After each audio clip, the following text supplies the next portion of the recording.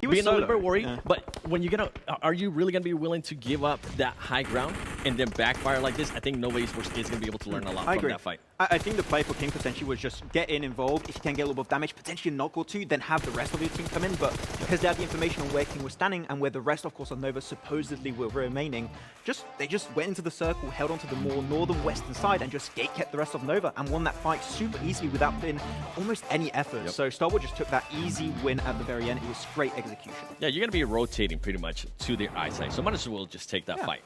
And don't put yourself in a curious situation where you're going to be losing the high ground and you're not really going to know where they're going to be shooting you at, because they're able to just pretty much pop up, hide, move around, and be able to pretty much eliminate you. And I'm looking at Stalwart, and we've always talked about Infinity when it came to East League as being one of the most consistent teams. But if you looked at the results, right, of some of these teams, we looked at Dam1, they finished first in finals, they finished 13th in league stage.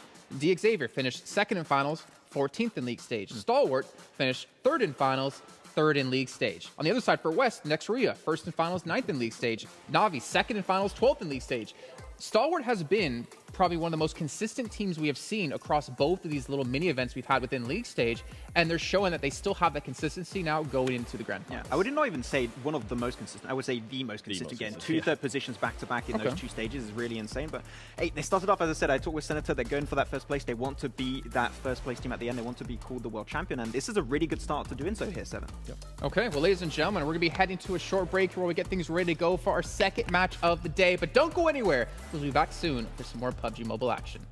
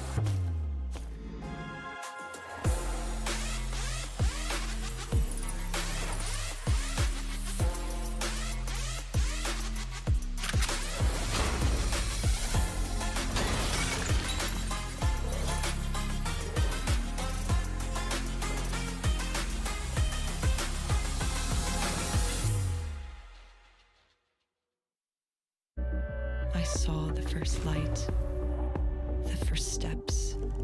Now I see much more. I capture Earth in all its beauty.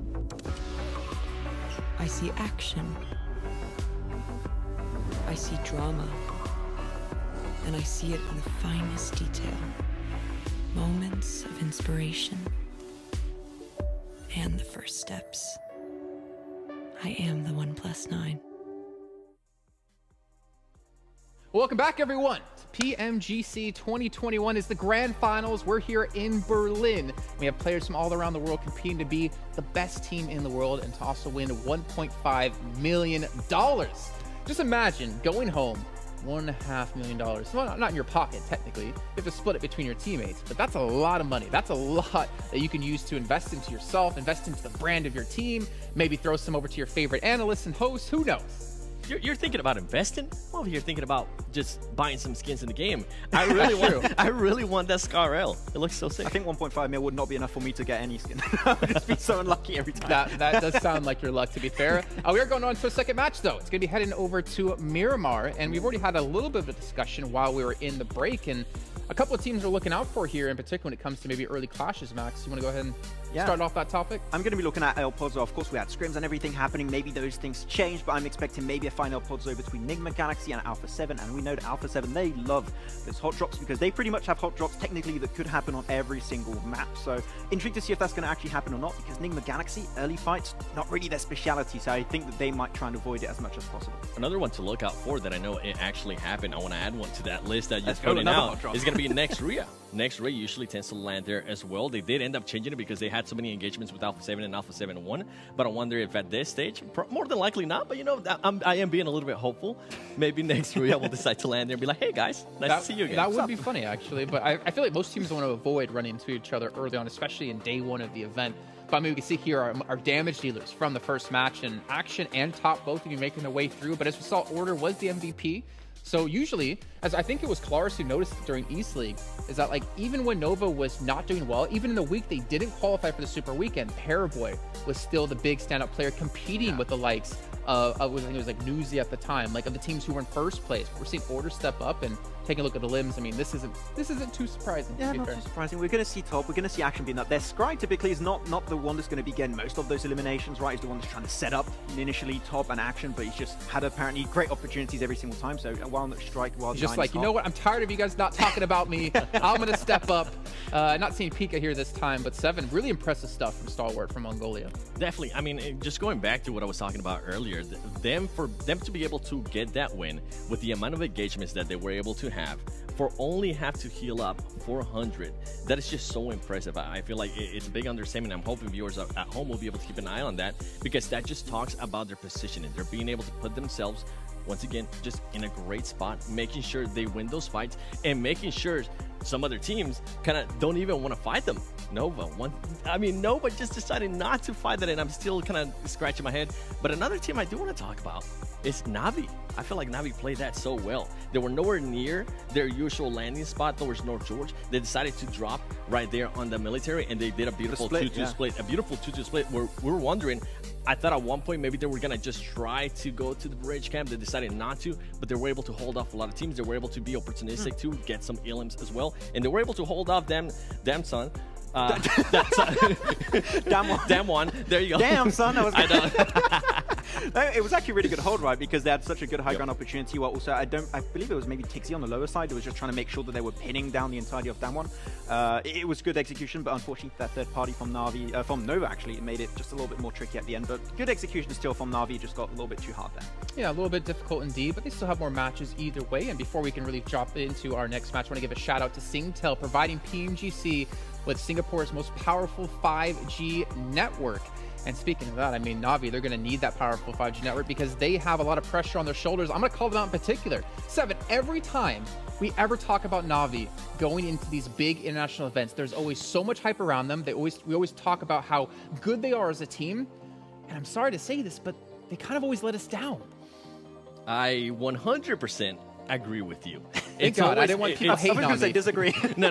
It's just always a big hype, and something that this team definitely lacks of, and this is something that we're kind of looking at before the show started, is this is a team that it's not really able to carry momentum really big. If they get a win, they're not able to end up backing it up with another win, or maybe able to back it up with the top 5. It's always a roller coaster with them. If they do pop off, they end up popping off. But I would love to see a little bit more consistency out of them, whether it's in regards to elims, whether it's in regards to placement points. I just want to see consistency and just carrying momentum. So would you say then for you, Na'Vi is your team to watch in this match? 100%. Okay. Because they were just so impressive. I was really, really surprised at the way they were able to play that last match. Okay, so we got Na'Vi for 7 on the end. seven. You're not seven. You're Max, man. I'm 8. Damn, Yeah. You're 8. Who's your team to watch? Okay. I kind of gave up on 4 Rivals when it comes to getting potential wins. But no, they're going to do it right now. They're going to make it happen, okay? I don't know when, but I'm going to go with this game. Let's go, 4 Well, Rivals. you're brave. I went with Stalwart Esports to see if they can maintain that momentum for the first match of the day. And speaking about maintaining things, we're going to maintain our casters here live, back on the air. Mustache Dave and Necro, take us away. Damn, son, already game number 2, dropping in hot. Necro, Dave on the mic. Miramar, what a game number 1. Necro, though, already in the Miramar match. Oh man, here we go. The Deserty lands a Miramar, and I do want to see what's going to be happening on such a massive map already, because we talked about some drop clashes coming in El Pozo. And well, 2 of the big teams out there, man. What are your expectations, Dave? Yeah, we're looking at El Pozo, Enigma Galaxy, A7, and then Monte Nuevo down to South next Ria. So there could be some early clashes. Not only that, Hacienda, right? Hacienda del Patron. I believe Godlike like to go there, STG like to go there. That's so a big one. There's a lot of what ifs. I know we had practice, I know we had scrims, but the big thing is that was then, this is now. This is when everything matters. This is when it's all on the line. So with that in mind, can a team realistically afford to hot drop another team to risk the potential of getting 0 points here? That's the question up in the air. That's what got me thinking as well, because now we also know that you don't really have a lot of games to mess around with. You cannot just try out some new strats completely and then maybe, try and work things out. But no, another Southern Circle inside the map of Miramar. These are quite rare, Dave. As rare as it gets. I'm just trying to soak it all in. Because we get circle number 1, there's some water in play, and yeah, this is Miramar, go figure. But up there to the north, I'm still looking. We got ST, we got 4 Rivals, S2G, like all these squads are still hot dropping on each other essentially. Oh man, they just don't care. They want the early smoke. They don't care. And well, guess what? Yep, I'm pretty sure they will probably get the early smoke. Unless if Enigma Galaxy just do not want to give A7 what they want. A7, of course, is one of the most aggressive teams out there, and they're not going to be backing out from a fight without any kind of they would at least want some elim points on their name to start the day off. And A7, they are out for blood without a doubt. H2G for now in Hacienda del Patron, they have gone to full control of that side, so seems like somewhere down line, Godlike has backed off from there. Hit that subscribe, by the way. Notifications on. That's guaranteed you can get it done. Shout out to all the viewers, by the way. I was watching a ton of people watching right now, a ton of people cheering for Godlike in the YouTube chat, and a ton of people cheering for Stalwart Esports. So I'm looking at this game though. You're kind of touching on it.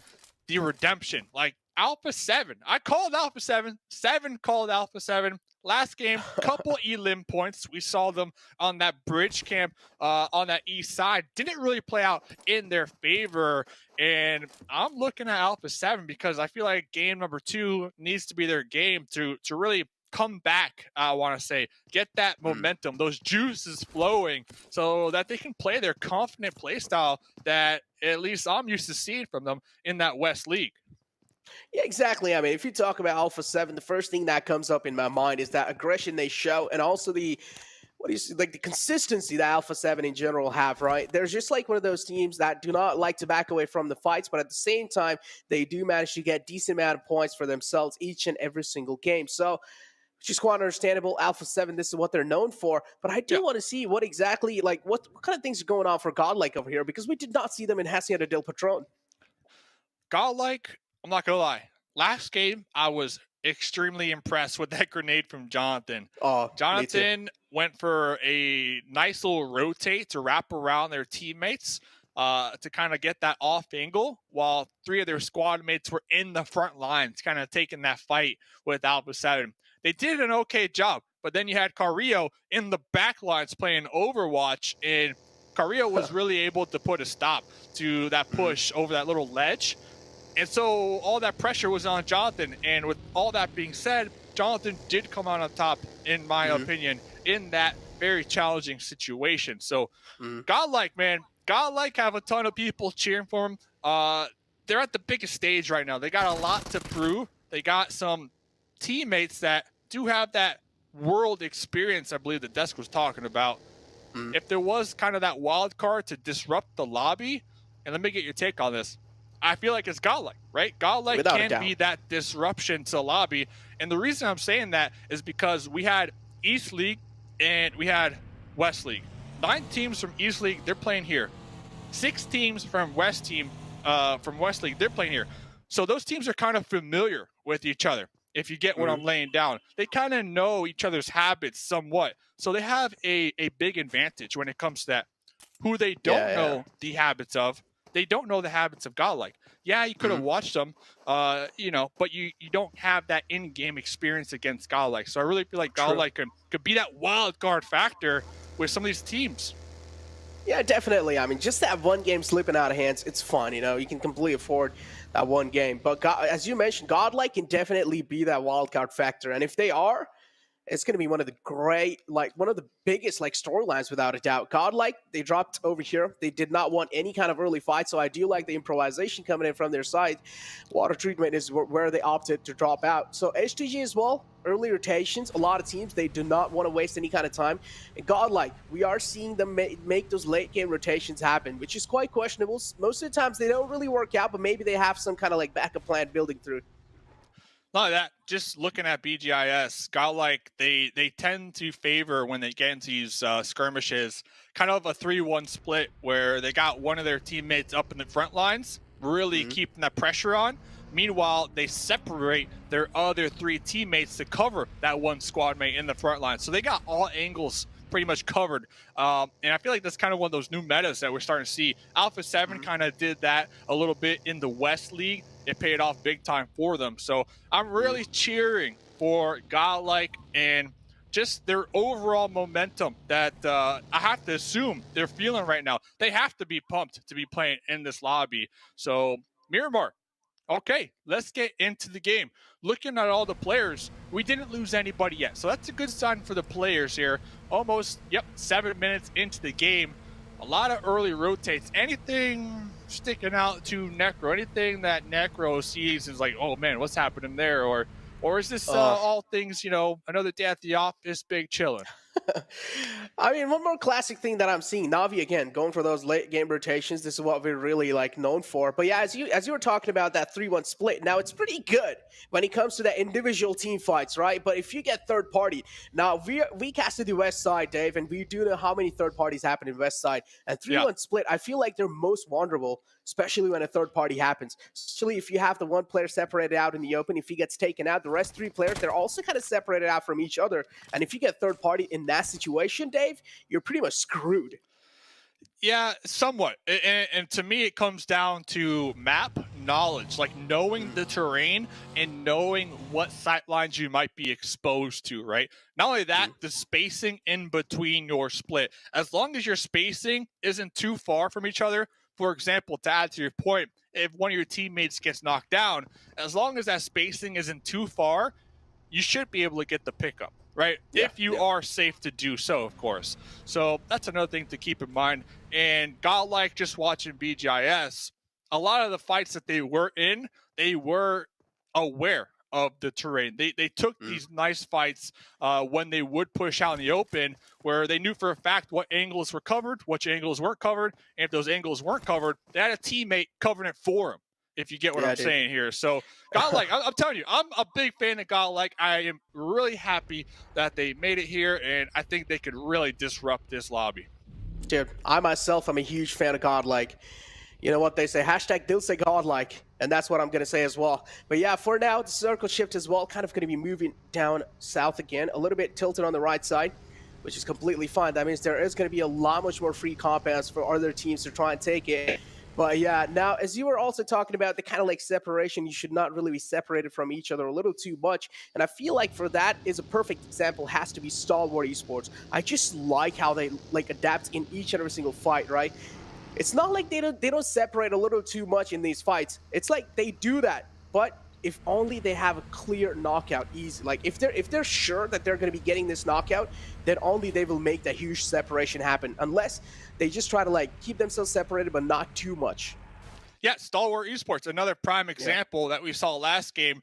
Every time we would look at them, they either had a 2-2 split or they had a 3-1 split with action in the front line. And that reminded me a lot. We saw it, not to be too biased here, but from North America, when Coops got invited onto the Knights, that was exactly what they did. And that played out big time for him up until a certain point. But Stalwart Esports doing the same thing here with action. You got that front line gunner, the one that seals the deal. Just make sure that they stay alive. Not only that, but Top always opening up these engagements for him. But talking about opening up these engagements, yeah, Nox Bomb.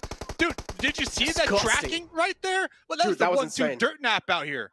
Oh, if I am the player dying right there, I'm saying, I'm yelling he's a cheater. I'm yelling. There's no way. You know, it's just, that's just me if I'm playing the game. Oh, damn, son. That's why I'm yelling. If I get taken out like that, like they were full pedal to the metal right there. Oh, my God. What a nice shot there. And this is Fenerbahce. Last game, we saw them. They got heated. They got crashed upon. Didn't work out in their favor. And if they would have won that fight, they would have came out big time because that compound was solid. So a lot of these teams, they're looking for that redemption, I feel like, in game number 2. All these teams are top-notch. They all have the skill. They made it here. They're here for a reason. But, of course, you don't want to get 0 points in a game. So I'm really looking for these bottom teams to perform here in this match to really get it going. Oh, dude. Nextria, one of those teams, they won the West League, dude. Completely surprising all of us. And I do want to see now what Nextria they are going to be doing in the grand finals as well. We've been talking quite a lot about all these other teams. Nextria, one of those teams, I feel like we need to talk about them a little bit more, having players like frozen underneath your sleeves. And if I'm going to hold on to my words for now, again, Godlike being held at the bay. And this is what I really do not like. Those late rotations do not work out most of the times. And Godlike, again, being held off at bay. And this time, it's Stalwart Esports doing the same thing. But guess what? It's going to be a little third party from the side of Na'Vi. And, of course, it's a West team doing the third party. Yeah, they're definitely going to lose one in this process. Godlike out there, but they're kind of catching a break because now Na'Vi going to be applying that pressure to Stalwart. So it is what it is, as these teams going to be up here in the north trying to outrun the blue zone, now closing in on them. Stole the kill, but the other 3 teammates of Godlike, they were able to successfully get on out of harm's way. They're still in their vehicles. They're ready to react to this next circle shift. Oh, but no, as I said, Neo. Godlike. This rotation, man, it isn't paying out in their favor right now. Dude, late rotations, I'm telling you, it's really hard to get those down. Late rotations most of the times do not really work out, but for now, Na'Vi, they're looking pretty good. Another one of those teams that do like to rotate pretty late, but in the previous Erangel game, I did like the adaptive nature from their side. I did like it was kind of like a huge change in the pace that we saw from how Na'Vi played back in the league days, but now Stalwart Esports, that's a huge spray from Top.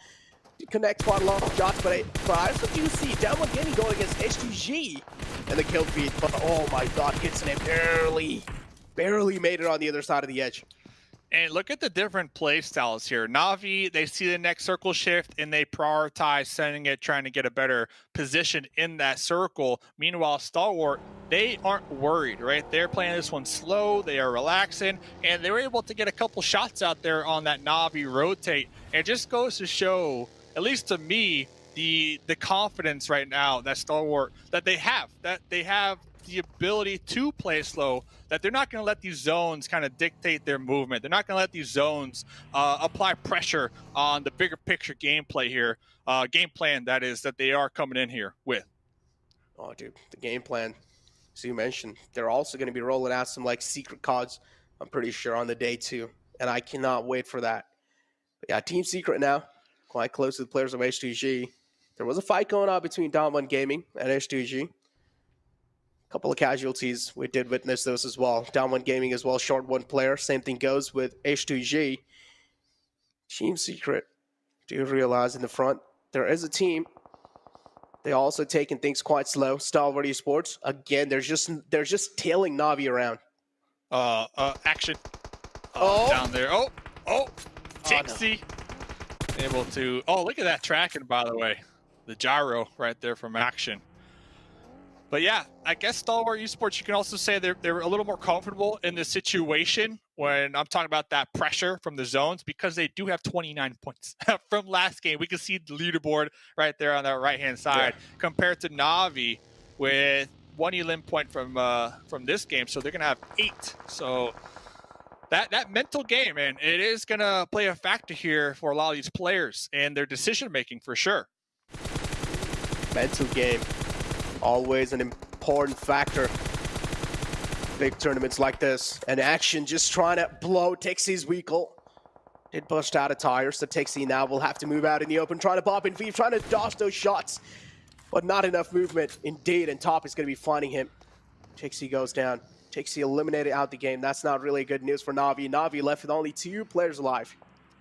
And you can just see the concentration right there on Top space as well. I think I saw a little sweat drip from their forehead right there. Like, that is how tunnel vision they are. I love the player cams, by the way. I love that we get to see their looks. I love that we get to see their grips that they're using. And just that determination. Next zone goes up, so hopefully they're a little more determined because they are on the opposite end. So Stalwart Esports, they are going to have the challenge to reposition now in this new circle that did once again favor the south and favor the water. Oh, did you see the split from Infinity as well inside the zone? They had like all 4 players separated out, and as soon as they realized next trio is closing in, they just retreated back. Now they have a 2-2 split. Both these compounds are being acquired by Infinity, and Infinity have the prime positioning inside the zone, including Enigma Galaxy. Now they can try and play this off as safe as possible, or else they can try and rack up some kill points that are the teams that are trying to make it inside the zone. Team Secret, though, pretty close to Furious Gaming. Or I guess I gotta say, Poppy Potro is pretty close to Team Secret. Yeah, if there was a player that can really clutch this one out, Poppy Pocho is that player. There we go. Popping up with that UMP. Surprise! Exactly what they're saying. What I want to see now is some type of support, though, from the back lines. Maybe send one teammate down there in the front lines to help support Poppy Pocho, but it looks like the 3 teammates are going to remain up there in the hills playing that oversight position. Oh, they're just the scouts right now. They're just giving so much information to Poppy Potro. They're kind of like they're his eyes behind the sight lines. But look at Jumper. Jumper recognizes what angles are currently going to be occupied. He knows for a fact that the wall is going to be the perfect cover. And Furious Gaming, the 3 teammates on the hills, they don't have sight lines behind that hill. And Poppy Procho, well, got caught slipping. At HDG, they're just like, all right, don't mind us, guys. We're just making our way through. We're peaceful. We're friendly. Just got some free safe pathway out of that miserable situation. Yeah, now again, Furious Gaming, they have 1 man down. Poppy Potro is a huge man, and you do want to make sure he's back up on his feet. Down 1 Gaming. Seems like they're charging up on DX Xavier. Lamborghini's position. Is it compromised? That's the question. And I'm pretty sure it has to be at this point in time. Fabian just cooking up an aid. Wants to lob in right outside. And yep, it's just Stalwart Esports as well, rolling out on the sidelines, but I'm not really sure. I don't think so they're going to be challenging a fight. No, they're zooming back. They're looking to reposition. They're looking to get into the circle. So DX Xavier back against the wall. 2 squad mates right there trying to defend this compound up against 3. Duck in the back, knocked out. Not a good news. Not a good news at all. They do have the ability to play this one a little slow, but not too slow, because look at the circle shift. This fight is not in the next zone. And looks like Frankie going to be popping in that Bucky trying to reposition. That could be risky. But Silas, I saw Silas cooking the grenade right there, trying to toss that one out onto Pika, but Pika did not allow that to happen. Hopefully they can pick up Action, though, because look at this. Action crawling on their knees, but Action has that M249. The squad wiper, so that can come in clutch. Next zone, once again, Enigma Galaxy. They picked that compound on the coast, and look at this. I have a feeling it's going to play out in their favor, because where else can it go? Not only that, it's on a main road, so you have to assume some teams, they might rotate on that main road for quick access. And look at that. Yes, they do get the circle shift. So Enigma Galaxy easily looking at a top 5 if they can defend their compound. Oh, they're chilling. They're chilling big time. Unless they're just going to be witnessing a huge wave of teams coming in out of their compound, just trying to ram their vehicles right onto it. I'm pretty sure that's going to be happening in the future. For now, DX Xavier, Frankie being taken out. Lamborghini's the man. And certainly, This time is not as quick as his name. Instead, taking things a little slow, being as cautious as possible, popping that medkit as well. It's taken down to 70% of HP. And Lamborghini, I do understand the only man alive has a lot of pressure, but guess what? Strikes at the right time. Not only that, as a solo here on Miramar, you got a lot of dips, you got a lot of terrain to work with to try to avoid any type of sightline. So maybe they could solo snake it and come out on top with some additional placement points. Fenerbahce out there in the distance. They are going to have to reposition here very shortly. Parabor, though, look at that. Another teammate on the field. M249 out there in the open, looking to get some nice shots on out. Well, Lamborghini did reposition. They saw the water, and they said, YOLO, sending it straight to the water. That's a good play, though. I like that play a lot. That is indeed kind of like the safest route you can take inside these kind of zones. But A7 looking to take out the man in the close. And it's going to be Kador from Nextruya. Easily being taken care of. A7 now, they also need to make it inside the zone. So the pathway in the front is going to be a little exposed. But it's fine. They've got the Weakles covering their back. Senatex and Mafioso, they're going to be making their way slowly inside the zone. Infinity as well. As I mentioned, they had a really great positioning until the zone moved away from them. But still, they can try and hold off the teams that are in the back, including Nova. But Jimmy's the only man alive. Yeah, still pretty solid position, though, all things considered. I think a little bit of it is in the next circle, and we saw they have those different levels of terrain to work with. So as long as they can make sure nobody surprises them from behind, they should be looking ahead, looking downhill. And as long as they have some vehicles to maybe work with, they are looking pretty solid, in my opinion, especially with 4 up. Oh, they are looking really solid. Team Secret right on the edge, including Stalwart Esports. This game definitely not as good as expected, but Team Secret for sure. Even though they're hurt, they're not down yet. They're still giving a huge fight to all these teams in the lobby. 2 players alive. Shot should be back up on his feet in no time. A7. Carrillo taken out. That's not going to be keeping A7 settled. They need to make sure Carrillo's going to be back up on his feet. And Nextruya is the one trying to hold him off at bay. Yikta going to be confirming the kill on to Carrillo. Barely alive on a sliver of health, but Yikta still charges forward, and he is getting taken care of. Yeah, charging downhill like that. No real option because the next zone did shift. So what is that this pressure? circle?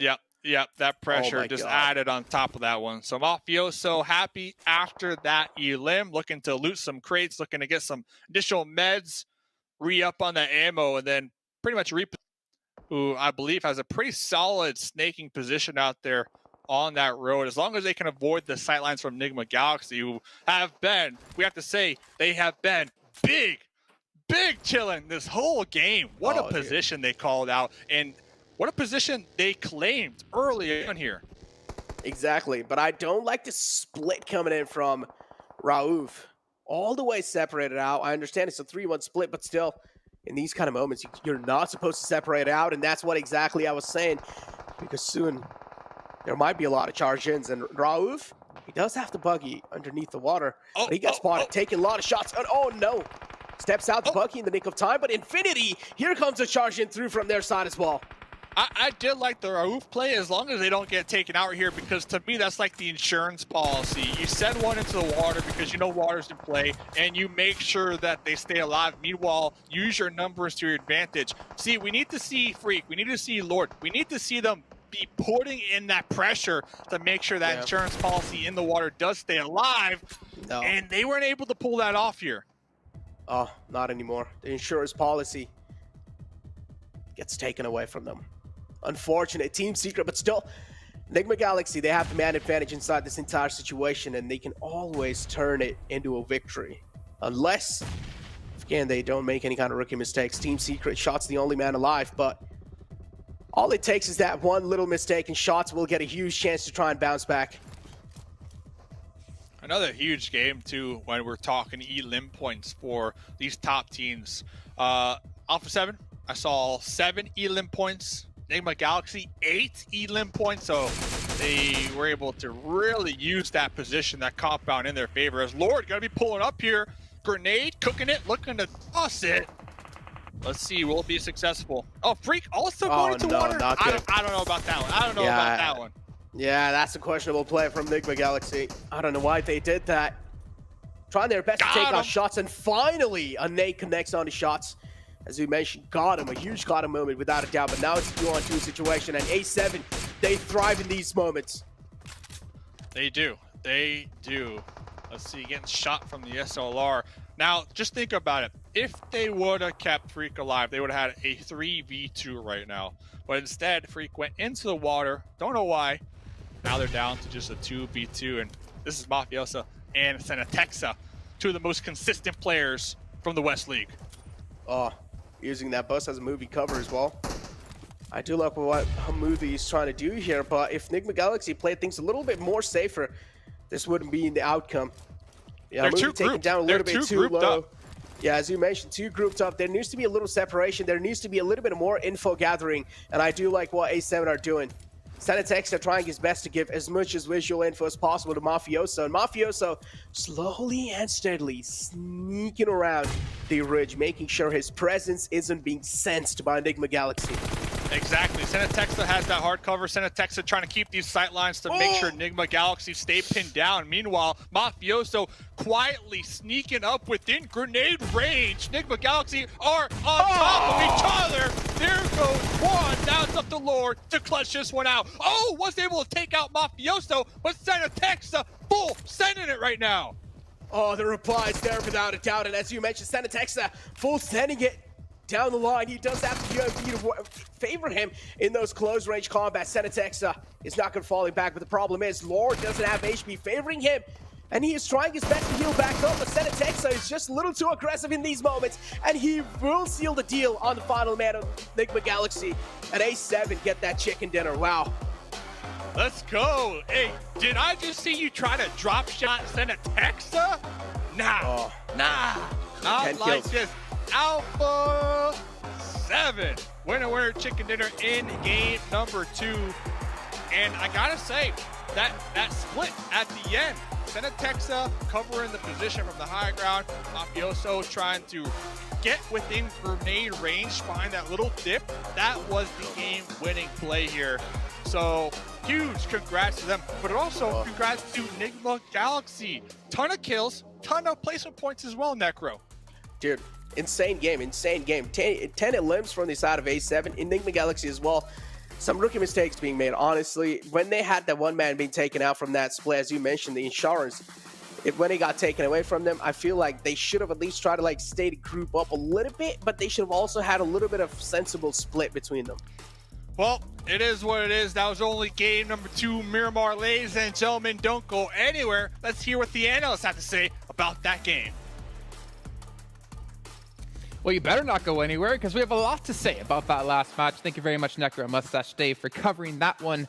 I can already see out of the corner of my eye, 7 extremely happy about Alpha 7, taking home a chicken dinner, taking home a good amount of eliminations, but also for Senatexa, he played last year here at PMGC, or the first year at PMGC, PMCO, Fall Split Global Finals. Let me get the entire name out there. He played back then, and he's shown he's got what it takes to compete and got what it takes to get them victories. He's been one of the most veteran players out of the Americas, and I mean, he's showcasing it. He's actually continuing to improve. He's not just being stagnant. He's been able to improve. He's now becoming a clutch player, as we were able to see right there for this team.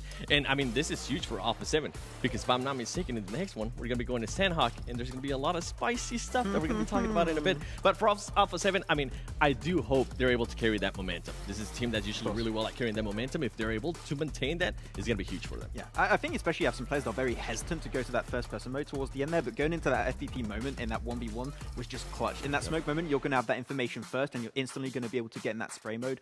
Good execution from Senatexa, feeling confident towards the end to secure the win. That's what we want to see in those finishing moments. Yeah, and also give a shout out to Enigma Galaxy, right? This team, we really kind of criticized a lot when it came to the league stage. They just really didn't seem to pick up a lot of eliminations. They mostly got their points early on was just placement points, but they get a lot of limbs here. They get second place as well. We'll take a look at the points they get here in just a few seconds, but this was a strong start for them as well here in match 2. Yeah, I had a big question mark coming into this. Sure, they're Sanhok, they show what they can do, but you only have 3 Sanhok games, so I want to see if they can bring some consistency to the table on Miramar and also Erangel. They got 2 second places here. They're able to get 21 total points on this game, but once again, Alpha 7 able to get 10 eliminations, and he was not given right 7. They were consistently fighting onto the western side side, creating opportunities, getting that high ground, and then pushing hard at the end was Mafioso trying to go for that flank. It was an interesting idea.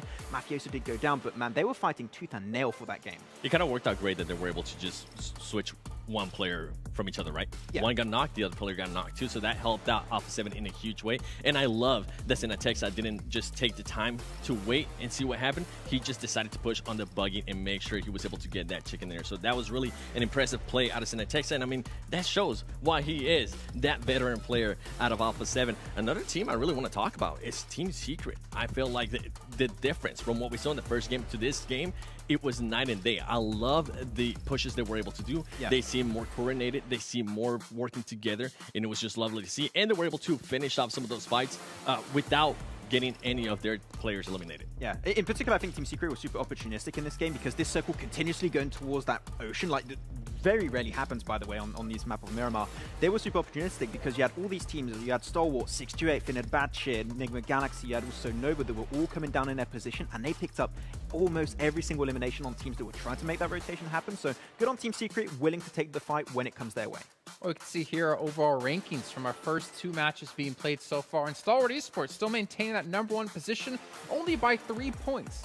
But that's also a really good idea, or at least shows us a good thing about Enigma Galaxy. Haven't won a match, but they're still second place. They're still ahead of Alpha 7, who didn't have a good first match. They're able to put up a consistent performance so far, and that's a great sign for this team. We talked a lot, especially in the Eastern League, about how the Arabic region has been able to continuously improve, and potentially the region they improved the most, I would say, throughout the past year, and doing some big gestures because it's how impressive it's actually been for this team.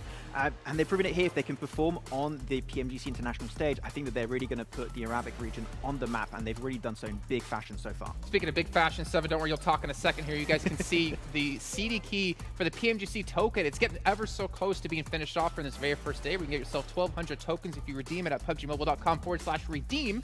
But also, we're already up to 800,000 viewers here. We got 200,000 to go, so tell your friends, tell your family, tell your significant others, maybe tell your pets as well if they do have a phone, hopefully for them a OnePlus. Tune in, because we're going to be giving away a lot of prizes for everyone else out there at home. 7, though, let's talk about it. Let's continue the conversation.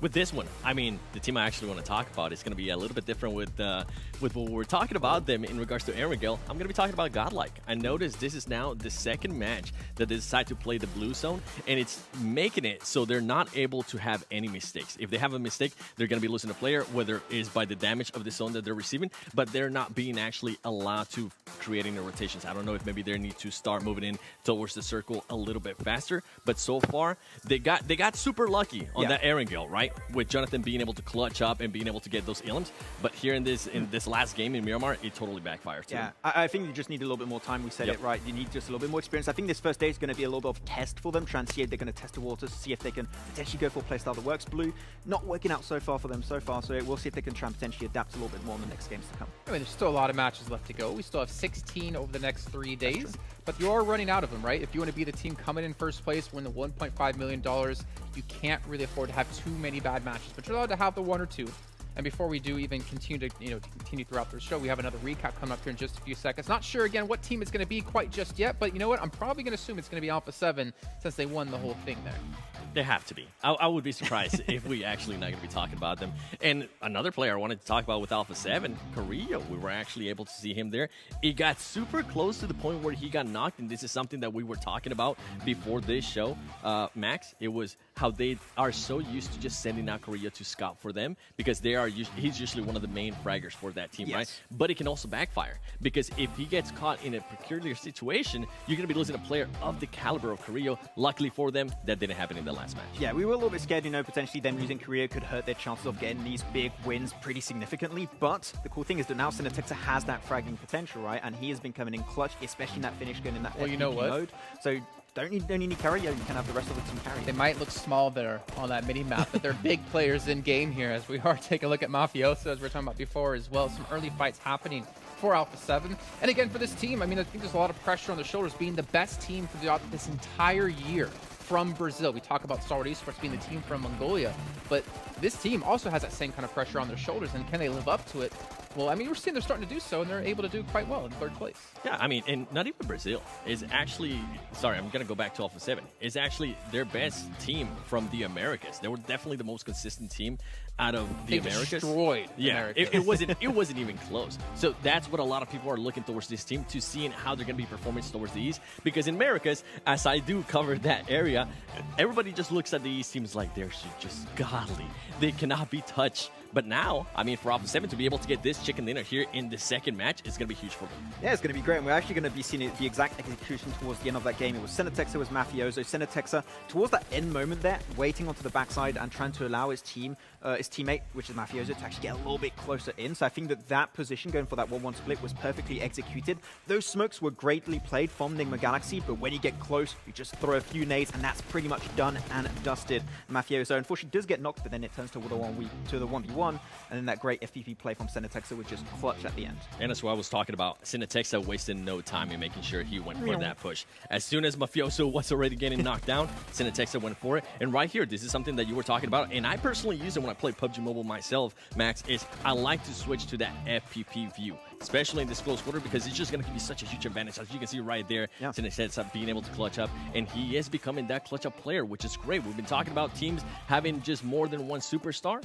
Alpha 7 is looking like they have a deep roster. I did also like how Mafioso was kind of off towards the side there, right? On the other side of the road. The information he gains, even while being knocked, is so good for Senatexa to be able to capitalize off that position, take home the victory, and get them one step closer to that $1.5 million. Now, I'm not going to be too harsh here. Oh, no. 4 rivals you had as a team to watch, right? How did they do? I mean, it was Alpha 7. I mean, they're too good. Come on. Yeah, and unfortunately, that's the main issue that we have with 4 rivals. They get close to a potential good position, and then I have the impression they stress in some way, shape, or form, and they just unfortunately have a complete blunder. Happen once again here versus Alpha 7, and they are a team that needs to have structure. You give them structure, they could potentially get wins, but it's just not happening yet. I mean, we've seen good things out of them, to be fair, but they were always that team that couldn't close out matches, and when you want to be the top of the table, right, you have to be able to close out matches. You can't be really good at placements. You can't be just really good at eliminations. You have to have that great marriage. You got to get down that one knee, pop the ring on, pop the question, and be able to pull that off if you want to be able to win $1.5 million. But a team who wants to win $1.5 million is actually going to be Stalwart Esports. To start off the day strong, and luckily for us, we do have an interview coming up with them in just a second. Hello from Singapore, the PUBG Mobile Global Championship, of course, the grand finals. With me now from Stalwart Esports. Hello, Action, right here. Nice to see you. Hello, hello. And we've got, of course, coach and translator and manager here. Good to see you. Nice to meet you. Thank you. Thank you for being here.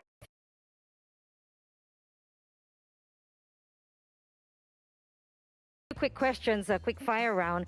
You guys have been very competitive in the first 2 games. How did you prepare for the grand finals? Эхний 2 тоглолт маш мундаг байлаа. Тэгээд Grand Final юу бэлдсэн бэ? Ер нь бол тоглолтынхаа юу тактикийг бол ер нь хэлж болохгүй. Тэгээд бид нар энэ тэмцээн дээр ер нь хамаг чадхаараа үзээд заавал чемпион болохыг гэж байна. Okay, he say he not want to tell the tactic of our game. Of course. But he say we can try our best for coming to champion. Now, you guys also played well in the league stage. So in your opinion, what's the biggest difference between the grand finals and the league stage so far? Okay, so league stage-ийн тоглолт нь одоо ингээд league stage grand final хоёрын тоглолтын ялгаа нь юунд байна гинэ? League stage-ийн тоглолт grand final-ын тоглолт нь ер нь бол grand final нь дэлхийн бүх шилдэгүүд цугласан гэж хэлж болно доо. He say is different because grand final is all the team in the world, 21, the best team in the world. So league stage is only for each team, right? Right. And this is the biggest difference. That's right, of course, the sizing of the teams. Now, when it comes to the championship, who do you think is your biggest competitor? I'd love to know as well. Okay. Энэ тэмцээний хамгийн том өрсөлдөгч нь юу вэ гинэ? Хамгийн том өрсөлдөгч гэвэл бид нар өөрсдөө л юм уу да. Өөрсдөө даваад энэ тэмцээнд авраг болоод гэртээ бахархалтайгаар арихыг хүсэж байна ер нь. He say all team is the best, all team is good, but the real adversary for us is ourselves. You gotta beat yourself. Because in the game we can have so many error, but this is for safe. Yeah. Because you can have so many error. And if we don't have some error, it's good, and we can take the trophy of PMGC and go home. That's right. Hey, Yeah. all the best. And thank you for being here. Thank you very much. Let's say a big hello and goodbye from Singapore. Thank you. Hello, and hopefully not goodbye for too long here. Great to hear from them, actually, talking to Action and who their biggest opponent was themselves. That's deep. That is deep.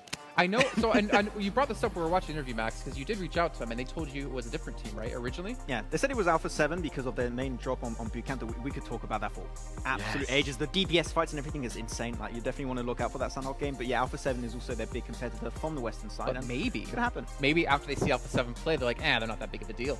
Eh? Nah, they're going to drop each other. All right, ladies and gentlemen, we'll see if they're going to drop each other in just a few moments. We're going to head to a short break here and get things ready for our third match of the day.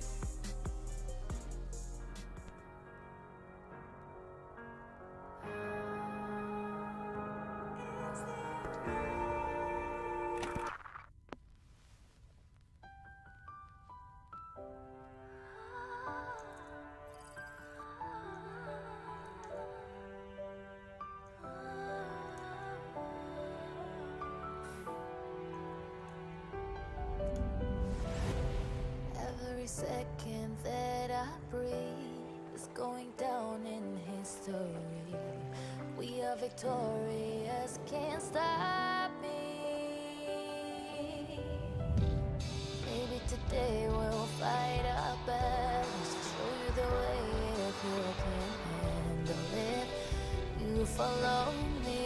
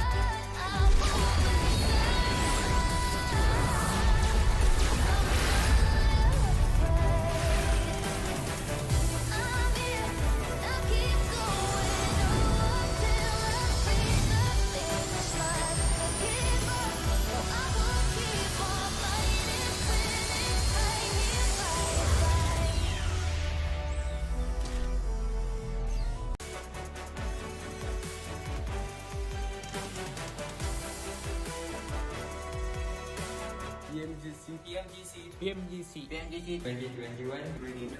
2021 Grand Finals. Grand finals. To glory.